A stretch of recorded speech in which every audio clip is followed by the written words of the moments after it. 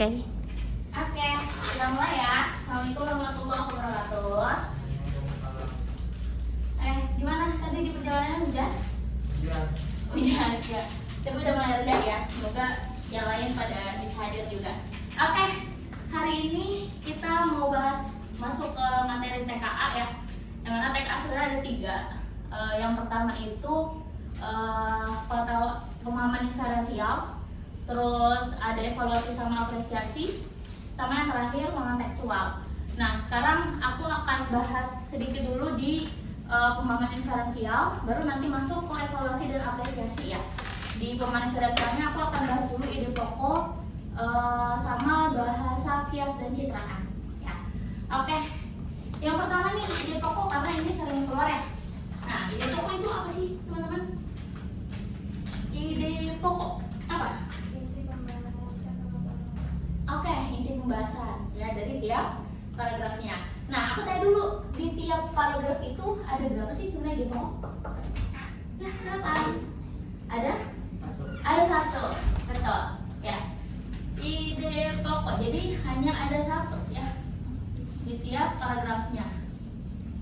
Ide pokok. Dimana ide pokok ini adalah inti pembahasan ya. Nah, sebenarnya di paragraf itu ada 2 ya, ada 2 jenis. Ada yang pertama namanya gagasan utama ya, ada gagasan pendukung ya di tiap paragraf ya. Jadi di paragraf itu ya silakan. Iya, apa? Oke, ada 2 nih. Ada gagasan utama sama gagasan pendukung. Oke. Gagasan utama ini apa? Inti pembahasan itu tadi ya. Atau si ide pokoknya, yang mana dia sifatnya umum. Sifatnya umum. Kalau gagasan pendukung, yang mana dia yang nantinya akan menjelaskan si ide pokok ya, yang akan melengkapi si paragraf itu sehingga jadi 1 paragraf utuh. Makanya dia sifatnya khusus ya. Oke, maka tanya dulu, ide pokok atau gagasan utama ya, letaknya biasanya ada di mana aja? Awal sama akhir. Satu lagi? Tengah. Oke, kita sebenarnya ada 5 ya. Ada penempatannya 5. Yang pertama ada deduktif atau di awal ya. Deduktif di depan ya, atau di awal. Sama induktif. Induktif itu di mana? Akhir ya. Di akhir. Terus sama satu lagi campuran di awal sama di akhir. Oke, tadi ada yang bilang tengah. Betul, ada yang namanya paragraf ineratif ya. Sama satu lagi yang kalimat utamanya menyebar seluruh paragraf, apa sebenarnya? Apa ya? Naratif ya. Jadi dia teksnya itu 1 paragraf itu biasanya menjelaskan hal yang detail. Gimana cara menentukan ide pokoknya? Kan kalau misalkan si tadi deduktif ada di awal ya, induktif ada di akhir gagasan utamanya, terus yang ineratif ada di tengah, terus yang campuran di awal sama di akhir ya. Terus gimana kalau misalkan ide pokoknya itu menyebar seluruh paragraf atau gagasan utama menyebar seluruh paragraf? Kita bisa simpulkan saja inti dari paragraf itu apa gitu ya. Oke, tadi disebutnya sama pola pengembangan paragraf ya. Ada namanya pola pengembangan paragraf. Tadi ada apa aja pola pengembangan paragraf? Deduktif, induktif, campuran, naratif, sama ineratif. Oke. Si deduktif tadi. Iya, silakan. Ini bilang ya. Iya, nggak apa-apa. Langsung. Oke, semangat sekali hari ini. Kok pada di belakang? Iya, udah nggak apa-apa. Duduk. Kita sudah mulai nih, ya. Oke, lihat deduktif. Oke, saya kira masih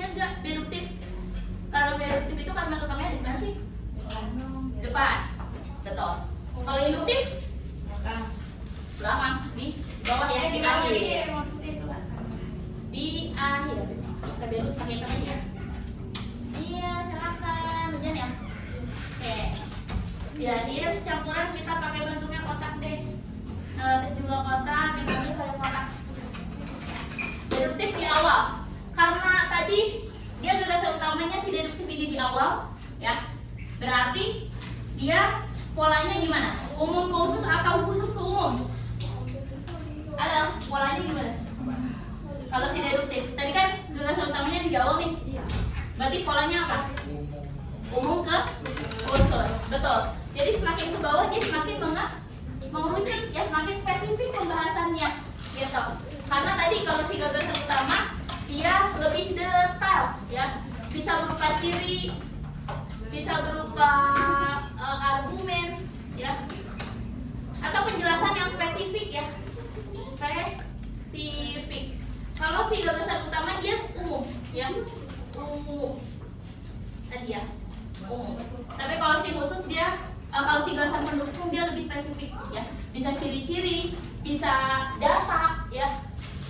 Nanti kalau misalkan kalian lihat ada data persenan atau contoh, misalkan itu berarti masuknya dia ke gagasan pendukung, ya. Tapi kalau sifatnya umum, yang mana nanti kalimat tersebut akan dijelaskan sama gagasan pendukungnya, ya berarti dia masuknya ke kalimat utama.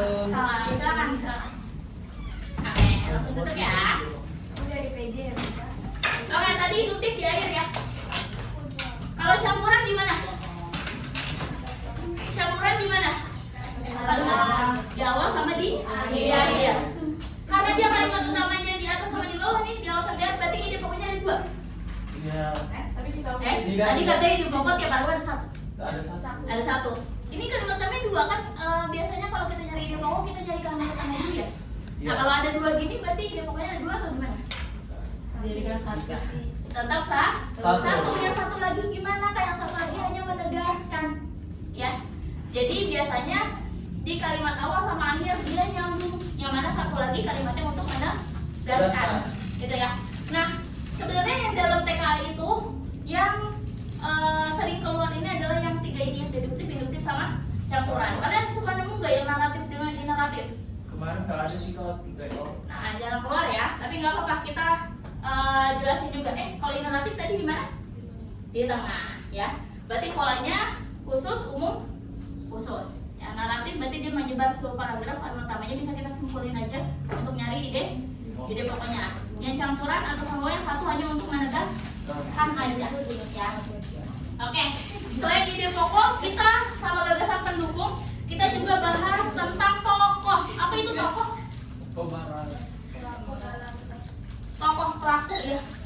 Pelaku dalam Sebuah sebuah cerita atau di teks, ya, betul.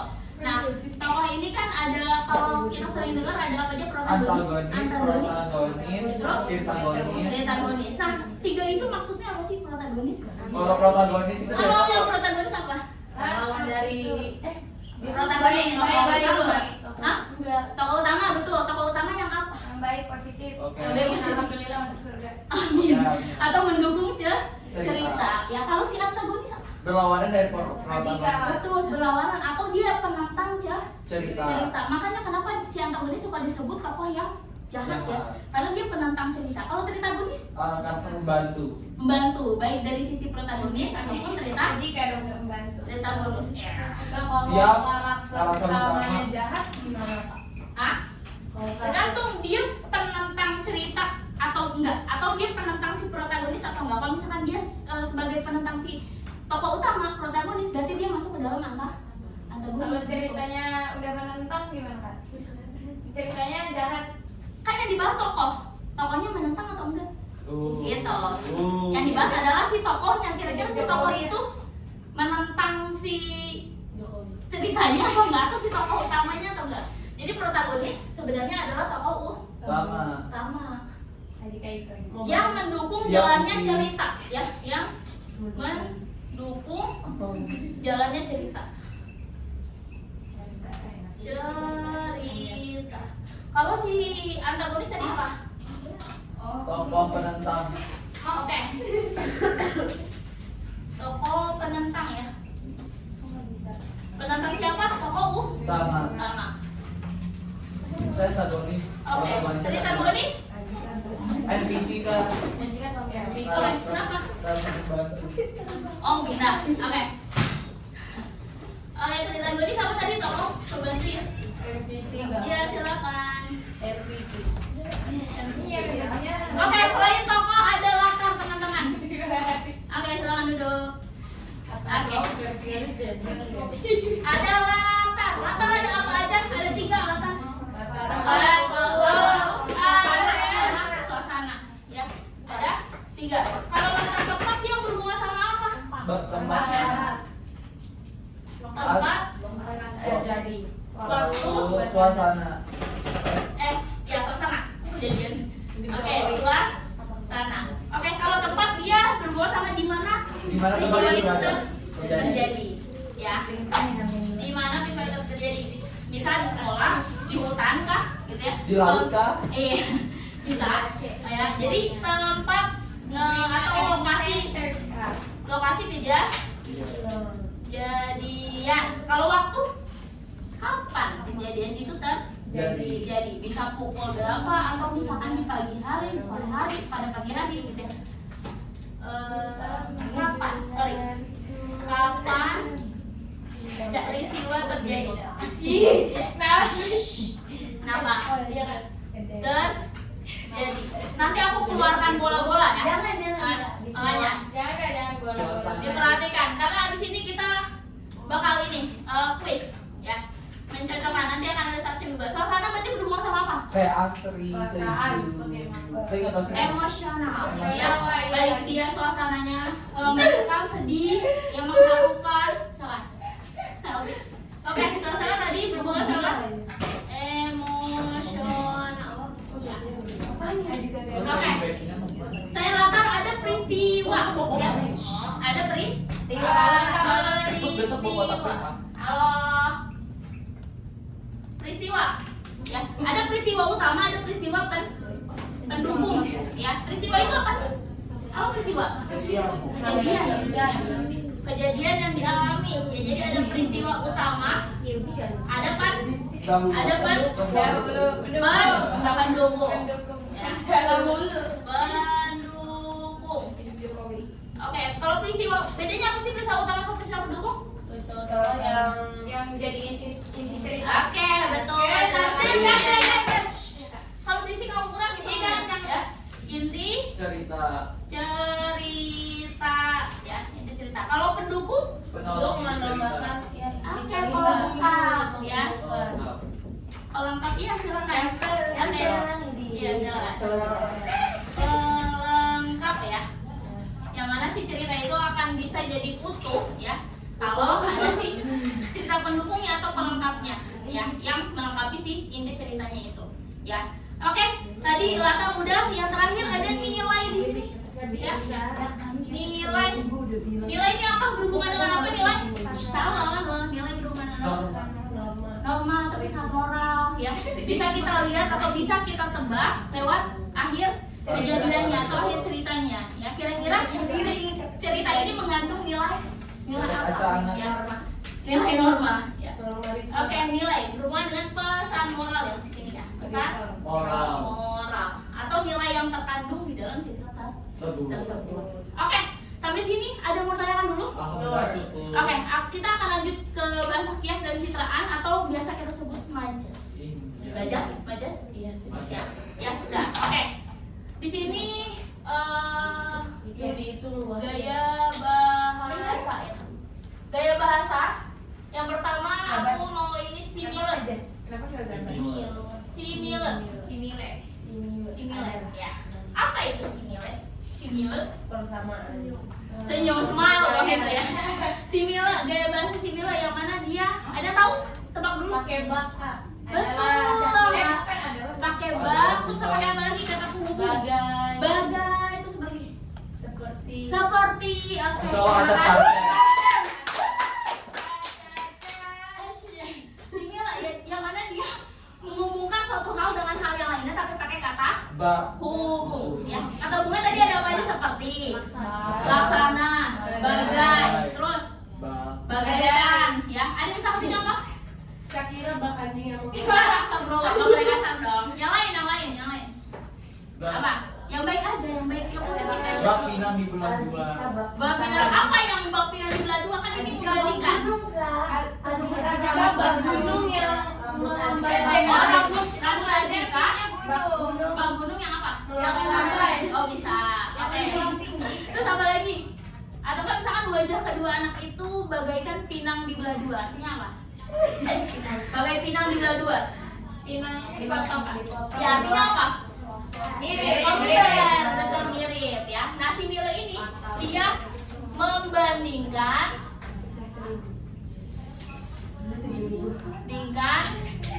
suatu hal dengan hal lain ya. Tapi pakai kata hukum, tadi kata hukumnya apa aja?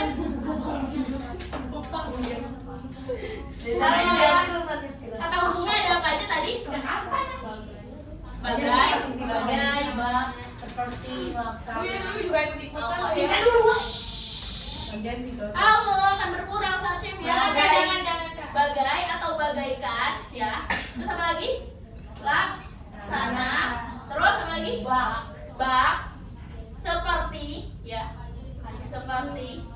Jadi kalau misalkan sebenarnya si Mil ini paling gampang ditebak teman-teman. Jadi kalau nanti ya. Jadi kalau nanti kalian lihat ada suatu gaya bahasa ya. Gaya bahasa yang mana dia membandingkan suatu hal dengan hal yang lainnya tapi pakai kata hubung, berarti dia masuknya ke singular. Ya, oke. Tadi udah contohnya ya. Selain singular ada metafora. Kenapa aku nyambungin metafora dulu? Karena dia juga sama membandingkan tapi tidak pakai kata hubung. Iya. Tapi nggak pakai kata hubung. Tapi aku biasanya nyebut metafora ini julukan. Kenapa Kak? Kenapa? Karena dia biasanya ada kata atau frasa yang punya makna lain di dalamnya. Contoh ia adalah bintang kelas. Iya. Apa bintang kelas artinya? Bintang galis. Primadona. Atau dia yang populer atau dia suka juara misalkan di Shakira, Kak. sekolahnya. Keren banget. Atau kan misalkan ibu pulang membawa buah tangan yang sangat banyak dari Bandung misalkan. Ada buah tangan di situ. Boleh? Boleh. Nah, biasanya metafora dia ada julukan atau ada kata atau frasa yang punya makna lain di dalamnya. Atau enggak, kalian suka dengan meja hijau? Apa meja hijau? Pengadilan, ya. Meja hijau itu dia kalau misalkan di dalam majas masuknya adalah berarti dia punya makna lah lain yang mana dia pengadilan. Iya, disebutnya apa? Kata bukan deduktif. Ya, konotatif. Ada konotatif, ada denotatif. Kalau majas dia masuknya ke konotatif atau denotatif? Apakah kalau majas masuknya konotatif atau denotatif? Konotatif atau kata yang punya makna lain dalamnya. Oke, selain metafora ada apa lagi? Ada personifikasi. Menyamakan benda mati. Oke. Apa tadi Azika? Menyamakan benda mati dengan benda hidup. Berarti dengan Merupakan sebagai Kayak bagaikan. hidup kan, makhluk hidup. Sebagai makhluk hidup. Bagaikan langit yang bergandengan dengan bumi. Oke, di situ ada kata bergandengan, tapi langit yang bergandengan. Iya silakan. Oke, iya silakan lanjut ya. Iya. Terus ini, kamu mau search banyak di sini dulu ya. Enggak apa-apa. Sisi. Oke, guys, lihat di sini ada kata kunci person, apa orang ya, yang mana dia menyamakan sifat benda, hewan atau yang lainnya, tapi intinya selain manusia tapi sifatnya kayak manusia, yang memberikan sifat manusia pada benda mati atau hewan. Ya, contoh angin itu berbisik ke arahku. Masa angin bisik-bisik bisa ya? Gak mungkin. Nggak mungkin, pinjam lu 100 nggak mungkin ya. Atau kan misalkan, contoh satu. Apa majas? Ya, dari personifikasi. Ih, Kak, personifikasi itu yang lebih-lebihkan nih. Bukan Beda. Apa yang Yang mau lebih-lebihkan apa? Bola. Hiperbola. Iya, kan aku ngomong. Iya. Tapi personifikasi apa? Personifikasi orang. Oh, ya berarti yang mengikuti manusia gitu contoh Sifatnya kayak manusia. kayak benda gitu nggak sih? Benda ngomong kali ya? Iya, apa tuh? Jadi Benda ngomong. tadi kan angin itu berbisik ke arahku. Oh, oke. Angin berbisik gitu ya. Benda itu apa ya? Bisa ya, apa ya? Starbucks Spidol itu itu pernah diminum sama aku kan.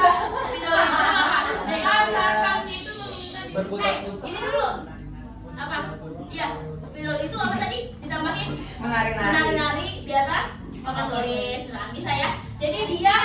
Jadi dia sifat benda, jadi sifat yang dimasukin, sifat benda yang dimasukin sifat manusia ya. Jadi disebutnya penginsanan ya, penginsanan. Yang mana dia benda mati ya, atau enggak hewan tapi sifatnya kayak manusia ya. Contoh lagi tadi ya, atau enggak rumput itu aku makan bola di sini. Jangan. Misalkan rumput itu bergoyang-goyang di depanku misalkan ya. Jadi dia pakai kata-kata ya, atau enggak sifatnya kayak manusia. Ya, penginsanan.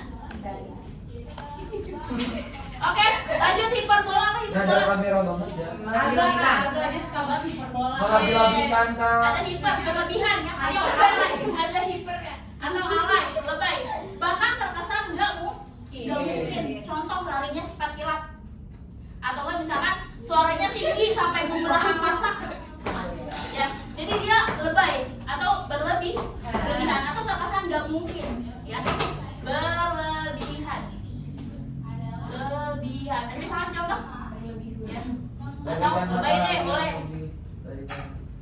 Apa? Dia salah contoh kayak mancing itu mungkin kok. Pokoknya kalau kalian lihat katanya ini kok berlebihan banget. Hati Azza meletup-letup bagai gunung berapi. Ada bagai. Seperti gunung berapi. Ada seperti Kalau itu. itu masih nilai ya. Ya. Kalau dia membandingkan berarti masuk ke sini lah. Oke. Apa? Kira-kira contohnya. Asa bergeming bak patung. Asik. Ada bang. Baik. Azza, hati Azza. Kira-kira. Atau enggak hatiku remuk mendengar kabar itu misalnya. Nah, dia pakai katanya remuk tuh hatinya ya. Jadi berlebihan. Gitu. Pokoknya intinya itu pokoknya berlebihan atau lebay, alay. Ada lagi metonimia. Pernah dengar?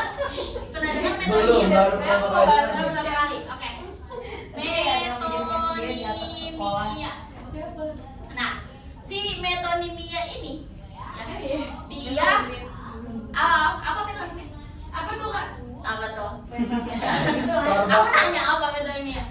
Yang mana dia ya? Apa? Silakan. Yang mana dia menyebut sebagian untuk mewakili keseluruhan. Atau dia disebut juga sama pars prototo. Pernah dengar? Metonimia atau si pars prototo? Kak, kan Ya. belum ngomong prototo apa dulu nih? Nah, Ini mau dijelasin lagi kak berisik. Iya, Starbucks tahu. Oke, pars prototo kalau kalian lihat di sini ada pars atau part yang mana dia menyebut sebagian tapi untuk mewakili keseluruhan. Contoh, aku belum melihat batang hidungnya hari ini. Yang dilihatnya bukan batang hidungnya aja ya, tapi apa? Orangnya. Maksudnya keseluruhan orangnya gitu, bukan cuma batang hidungnya aja, tapi dia nyebut sebagian untuk mewakili keseluruhan ya. Itu disebut metonia atau bisa disebut juga pars prototo. Saya nggak lihat batang Indonesia tiap hari Kak. Saya nggak lihat. Tadi apa? Menyebut Batang hidung. sebagian. Untuk mewakili semuanya. Nah, berarti Waduh, kacang banget. mewakili keseluruhan. doang ya. Kenapa sih? Ya berarti ingat apa yang aku katakan ya, mewakili keseluruhan. Oke.